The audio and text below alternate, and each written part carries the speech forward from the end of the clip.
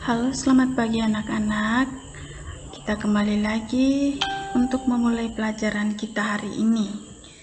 Tema 5, subtema 1. Muatan matematika. Materi alat ukur panjang baku.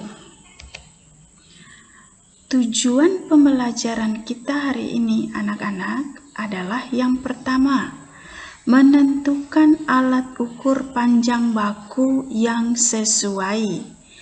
Yang kedua, mengubah satuan panjang meter ke sentimeter. Dan sebaliknya. Yang ketiga, menuliskan benda-benda yang dapat diukur menggunakan jangka sorong. Yang keempat, fungsi alat ukur. Selanjutnya, menentukan alat ukur panjang baku yang sesuai. Perhatikan gambar berikut. Anak-anak, silahkan perhatikan gambar di bawah ini. Ini gambar mistar dan sikat gigi. Siti akan mengukur panjang sikat gigi miliknya. Bagaimana cara mengukur yang tepat? Ya. Oke, selanjutnya. Selain dengan melihatnya secara langsung, kita dapat mengukur panjang benda dengan menggunakan alat ukur panjang. Sebelumnya, kita sudah mempelajari alat ukur panjang tidak baku seperti jengkal, langkah, dan depa. Dengan satuan tidak baku, hasil pengukuran panjang benda dapat berbeda-beda. Selanjutnya, anak-anak, dengan alat ukur panjang baku, hasil pengukuran akan sama walaupun dilakukan oleh orang berbeda. Alat ukur panjang baku yang digunakan disesuaikan dengan ukuran benda. Anak-anak, sekarang Ibu minta perhatikan contoh berikut. Ya, anak-anak coba perhatikan ini gambar apa? Ya, ini gambar pensil dan mistar. Panjang pensil diukur dengan penggaris. Satuan panjang sentimeter. Lihat, perhatikan lagi anak-anak gambar yang kedua. Panjang bahan diukur dengan meteran pita. Satuan panjang sentimeter dan meter. Dan gambar yang ketiga adalah panjang tanah diukur dengan meteran gulung. Besar satuan panjang meter. Selanjutnya, contoh pengukuran panjang pensil dengan menggunakan penggaris berikut. Ya, anak-anak perhatikan gambar pensil dan penggaris. Langkah-langkahnya, yang pertama, letakkan titik 0 di ujung penggaris, tepat dengan ujung awal pensil yang akan diukur. Yang kedua, baca angka terakhir di penggaris yang tepat, sejajar dengan ujung pensil yang diukur. Angka tersebut menunjukkan panjang pensil yaitu 17 cm ya anak-anak. Oke, selanjutnya hubungan satuan panjang meter dan sentimeter. Perhatikan gambar benda-benda berikut ya. Anak-anak perhatikan gambar berikut ini. Ini gambar papan tulis dan meja ya. Untuk mengukur panjang benda di atas akan lebih mudah jika kita menggunakan meteran. Dengan meteran, hasil pengukuran dinyatakan dalam satuan meter dan sentimeter. Jika menggunakan penggaris, maka satuan yang digunakan adalah sentimeter.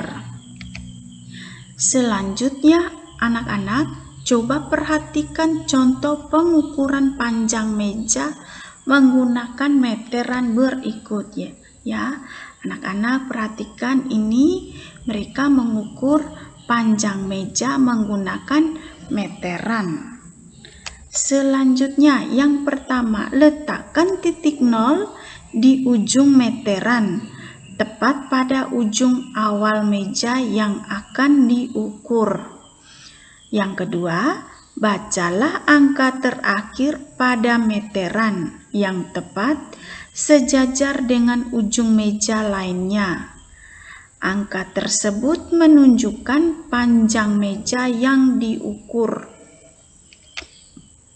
Selanjutnya, satuan panjang meter dan sentimeter memiliki hubungan sebagai berikut. 1 meter sama dengan 100 cm. 100 cm sama dengan 1 meter. Hubungan tersebut bisa digunakan untuk mengubah satuan.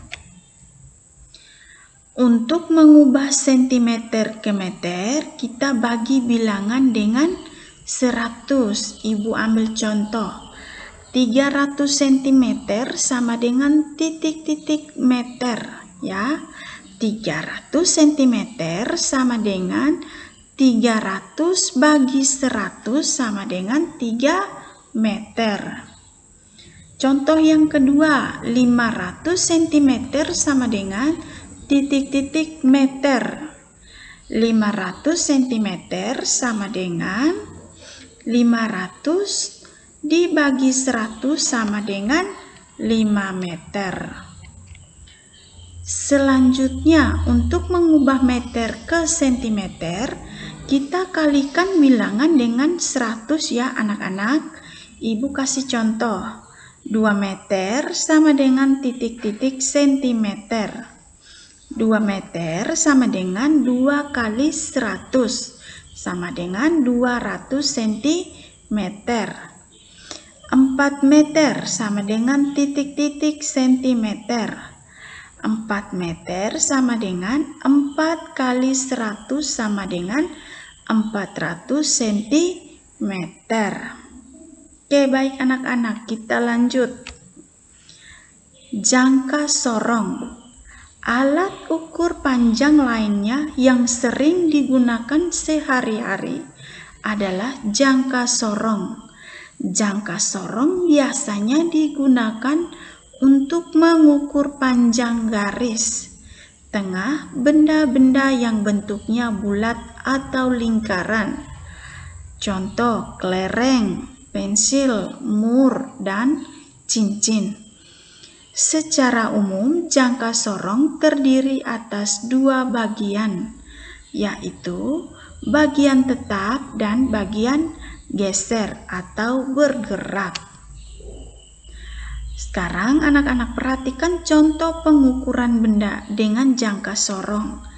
Ini yang disebut dengan bagian tetap dan ini yang disebut dengan bagian geser ya. Ada berbagai benda yang bisa diukur dengan jangka sorong. Benda-benda tersebut memiliki bagian berbentuk lingkaran. Sekarang anak-anak perhatikan contoh berikut ini ya. Anak-anak perhatikan gambar di samping ya. Yang pertama, gambar ini adalah gambar mur ya anak-anak ya. Gambar mur berarti mur bisa diukur menggunakan jangka sorong ya. Perhatikan, gambar yang dikasih centang itu adalah gambar yang bisa diukur menggunakan jangka sorong.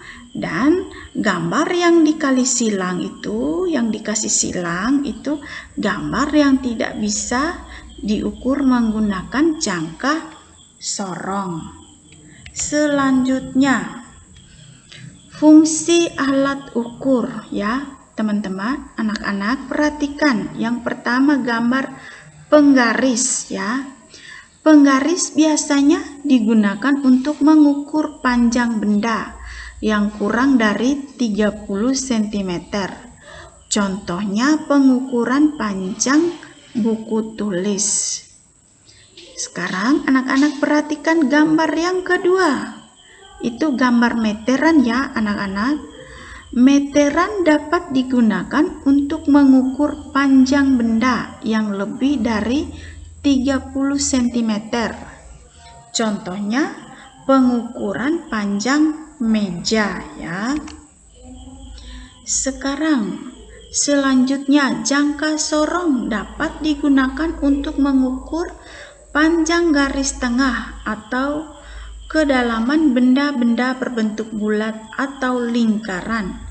Contohnya pengukuran garis tengah kelereng. Baik anak-anak, penjelasan dari Ibu hari ini sampai di sini ya. Sekian dan terima kasih.